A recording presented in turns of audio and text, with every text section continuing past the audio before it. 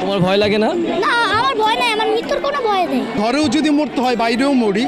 TV বা পুলিশের আর্মিদের কাছে বলবো যে গুলি কর, আমাকে গুলি কর।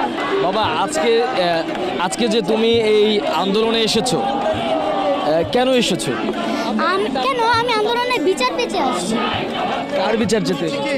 যারা অকারণে শহীদ হয়েছে, তারা।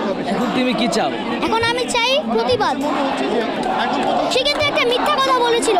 প্রথমে বলেছিল যে রাজাকারের বাচ্চারা কোটা পাবে না, মুক্তিযোদ্ধারা পাবে বলে। আর আবার পরে বলছে যে আমি কি তাদেরকে রাজাকার বলেছি? তারা তো নিজেই রাজাকার।